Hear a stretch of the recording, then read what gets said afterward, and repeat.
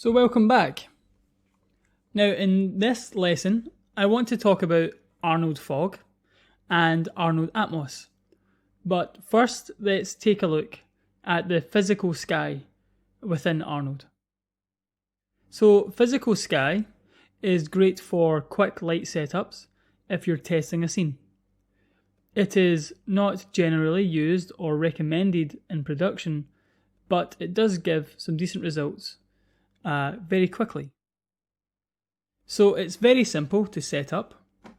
First we need to drop down a new light, a new Arnold light, and set this to Sky Dome and set this to Shader. So within this light we have Color Shader, which lets us add filters like gobos, etc. But in this case, if we jump inside, we want to add a physical sky to the color input here. So if we drop down a physical sky and plug this into the color, and we also need to drop down an environment output so we can get the correct environment lighting. And we'll also plug this in to the background.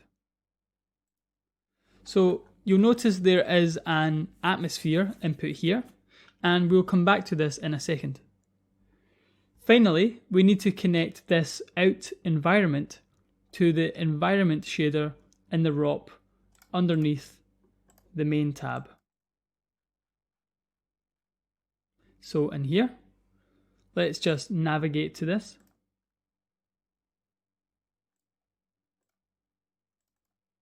And we want to look for the out environment.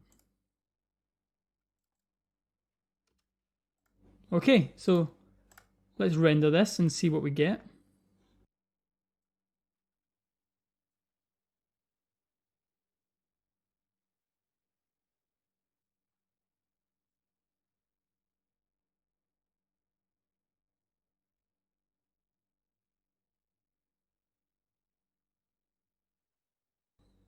Awesome, so we get some pretty decent lighting. One downside to this is if we change the light, we have to re-render. So if I, for instance, jump into the physical sky and swing this around, you'll see the lighting on the environment doesn't update. So if I hit re-render, that should change it. The settings themselves are pretty straightforward. We have azimuth and elevation for rotation and height. We can change the size of the sun, which changes the sharpness of the shadows. We can, of course, control the color of any given part of the sky. We can change the intensity and the turbidity or the haze. Okay, so that's just a quick demo of the physical sky. Let's move on to the fog. So let's just drop down a new fog. And what we need to do here is connect this to the atmosphere in the environment output. Now this is already connected to the ROP, so it's already set up. And I just want to change some of these settings here. I'll keep the distance or the density quite low. We have the height, which is the fall off, and if I want this to affect the depth, then I want to set this to -1 on the Z. So this is XYZ. I am looking in the scene towards the -Z, and I also want to make this quite large because the scene itself is very big. So let's just render this. Nice. So fog itself is very cheap to render, but it does not react to any environment lights. Now, if I was using Z depth for whatever reason, I would only use this as a matted pass that I would comp in later. But it's great to add into your renders for some quick testing. We could also add some ground fog, with this if we want by using a positive Y instead of a negative Z. So let me just switch these around and lower the height. And now you can see we can get some very quick ground fog. Okay, so next up we have the Atmos. Let me just turn off the sun for now. And I'll drop down an atmosphere volume and plug this back into the atmosphere. So this effect, unlike the fog, can interact with some light sources within the scene. So I'll set the density to 0.01. I'll leave the attenuation off for now. And I also don't want it to affect the specular. It can add some unnecessary noise throughout the scene. Now, since this atmosphere doesn't work with the sky or the sunlight here, we need to add a new light, and this would need to be a point or a grid light. And what I want to do is drop one down, add one here.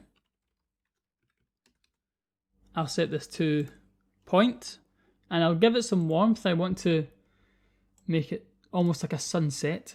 Now, we do have the option to add some colour to the atmosphere, but I prefer to do it within the light as we get a nice fall off.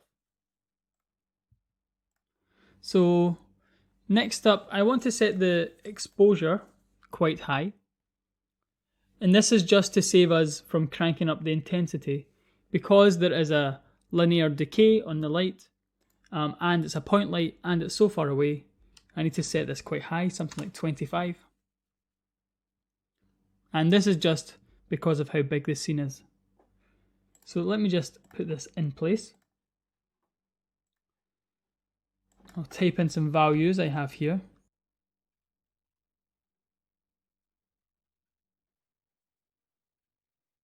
This is just to set it just behind these hills over to the left. And I'll hit render. Let's see what we get. Cool. So it becomes pretty intense. If it's too intense, I can do a couple of things. I can increase the attenuation. You can see it starts to darken the rest of the scene. I can also reduce the exposure on the sun.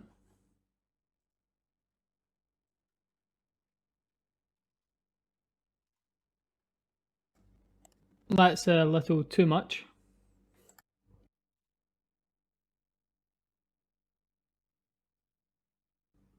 And I can also increase the eccentricity.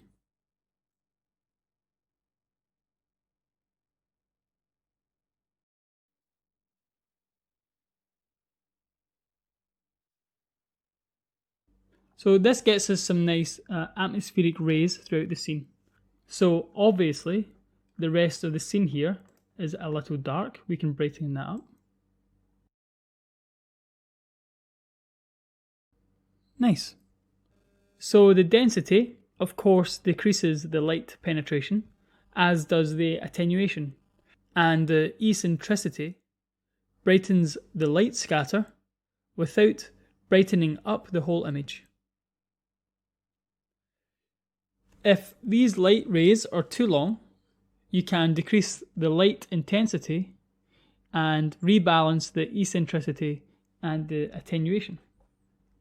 Let me just make this a little more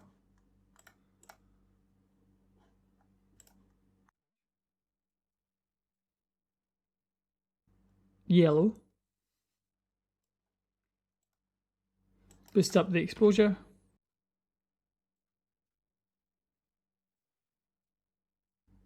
And play with the eccentricity and the attenuation.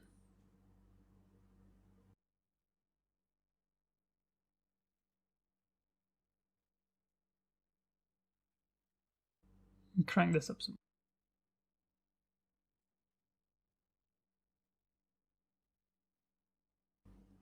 Awesome. Now, I wouldn't use either of these, the fog or the Atmos, within the render, the raw render.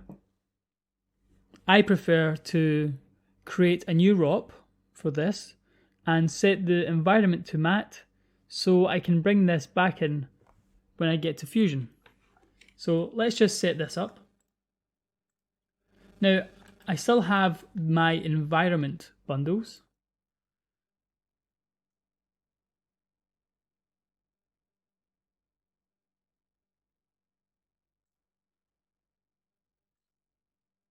But let's create a new one just with the mountains here.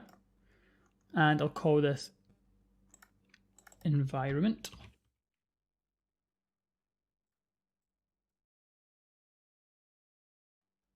And add them in. And then I'll create a new out node and call this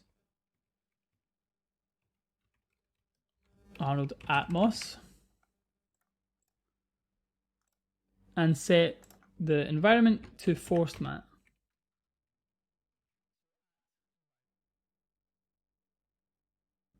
Cool. So I forgot to include the river, but you get the idea. Now we would just bring this in comp and use it as a screen or an ad, and we can cover that when we get there.